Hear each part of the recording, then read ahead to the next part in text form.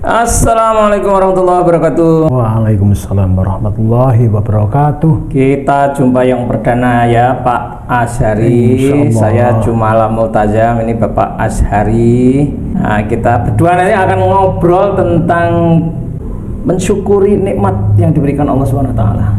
Siapa yang mensyukuri kalau bukan kita sendiri? Ya, masa nunggu disyukuri wong. Orang lain yang bersyukur kan berarti kita tidak termasuk. Oh iya, ya. Tentang apa?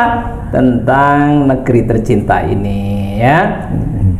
Terlepas dari siapapun pemimpinnya, nanti ke depan apakah Pak Anies atau Pak Ganjar atau siapa, itu kan hanya sarana saja.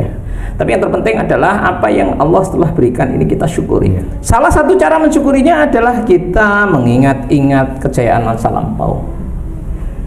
Dan kejayaan kita ini tidak terlepas dari kerajaan Majapahit. Pak Azhari mungkin akan disampaikan introduction dulu. Ya, jadi tadi sudah disampaikan oleh Mas Jumala. Iya. Mensyukuri keadaan apa yang sudah kita terima ini, tapi itu kan tidak lepas dari masa lampau. Ya. Masa lampau itu kejayaan Indonesia itu ada, kalau kita ingat itu ada 3 yang besar itu. Oh iya. Jadi kalau yang terakhir ini adalah Majapahit, itu yang ketiga justru. Oh, Majapahit itu yang ketiga? Yang ketiga. Jadi yang pertama Sriwijaya. Kemudian yang kedua Singasari. Nah, yang ketiga ini Majapahit. Oke. Jadi ini kejayaan ketiga. Gitu. Iya. Tetapi yang paling besar, yang fenomenal, ya Majapahit, karena kekuasaannya sudah hampir se-Asia Tenggara. Meliputi mana saja? Jadi mulai ujung Sumatera sana, kemudian semenanjung Melayu, kemudian sebagian dari Kamboja, Vietnam. Kamboja itu yang dulu dikenal Champa, ya, salah satu putrinya itu. Putri Cempo. Wah, Putri Cempo, bahkan beras Cempo juga ada dulu. Beras Cempo itu. Terus kemudian sampai ke Vietnam, bahkan sampai ke Filipina. Filipina nanti ada peninggalan di situ ketika Majapahit sudah surut, digantikan oleh Demak. Nah di situ ada Kesultanan Sulu namanya, dan sekarang masih. Sulu itu Filipina? Iya. Oh, ada Kesultanan. Apa hubungannya dengan Demak? Itu masih dibawa ke Kesultanan Demak dulu. Wah, berarti Demak ya gede juga ya? Oh iya, Demak itu begitu Majapahit runtuh, kemudian Demak segera mengklaim saya adalah pengganti Majapahit. Wah. Dan memang masih keturunan Majapahit. Iya. Jadi Sultan yang pertama itu Sultan Pangeran Jinbun namanya. Nah, itu nama anunya ya, tapi nama Indonesianya namanya Sultan Fatah itu. Ya. Pangeran Jinbun itu Sultan Fatah itu. Sultan Fatah. Ya. Keturunan Cina juga berarti. Ya iya, jenenge situ masuk. Saya Pak Azhari. Hubungannya apa ini? Sriwijaya, Singosari, Mojopahit, Demak. Iki kronologi apa jenenge? Waktunya seperti apa? Nah ya, jadi kalau Sriwijaya dulu ya, Sriwijaya itu memang itu kerajaan maritim. Ya. Memang secara langsung tidak ada hubungan, keturunan tidak ada. Ya, jadi karena sebetulnya kan konsentrasi kita kan sebetulnya kan babat Jawa ya. Babat tanah Jawi ini loh. Ya. Referensi kita ini loh. Bukunya ini satu lagi. Nah, ini Babat tanah Jawi. Ya. Wes ikuti terus ini top ini beliau nih. Karena sing siji adalah para raton. Para itu ya raton itu adalah para raja. Jadi ini kitabnya raja-raja ya. Ya lanjut. Ya. Iku mau loh. Apa? Kronologi dan hubungannya. Ya. Jadi secara kalau dengan Sriwijaya memang tidak ada hubungan secara langsung, baik nasab nasab keturunan tidak ada. Iya, iya. Tetapi ketika Majapahit itu berdiri, itu tidak terlepas dari orang-orang Sriwijaya yang ikut membantu penyelenggaraan pembangunan Mojopahit. Dan akhirnya kan Sriwijaya gabung kan ke Majapahit. Iya, akhirnya memang Sriwijaya bagian dari Majapahit.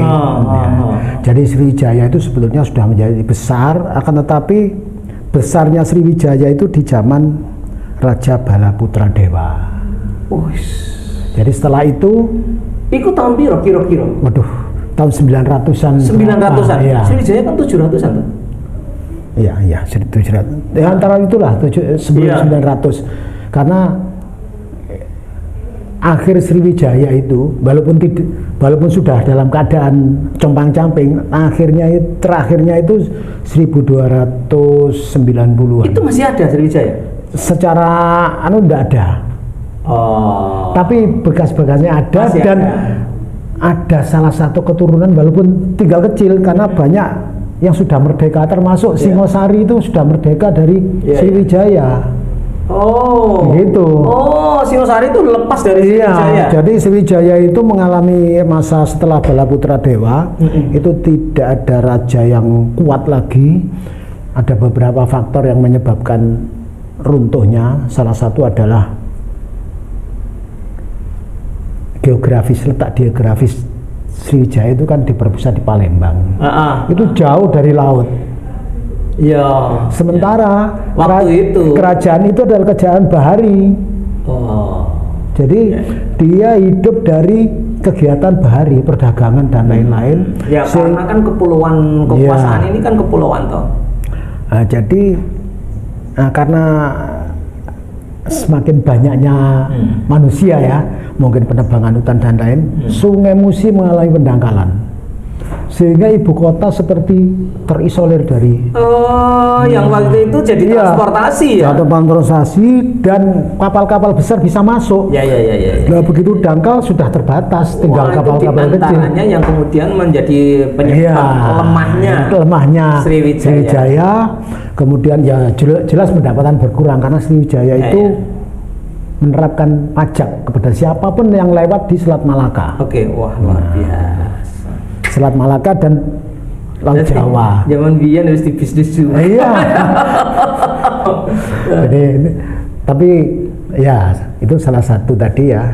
Itu kemudian yang kedua adalah karena lemahnya kontrol, banyak negara-negara bagian itu yang melepaskan diri.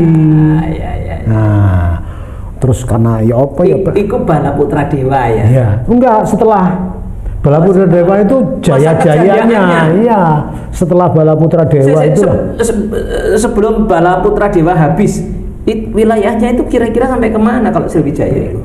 Ya sampai Borneo. Kesininya Borneo. Tapi nggak sampai Filipina ya? Nggak sampai ya.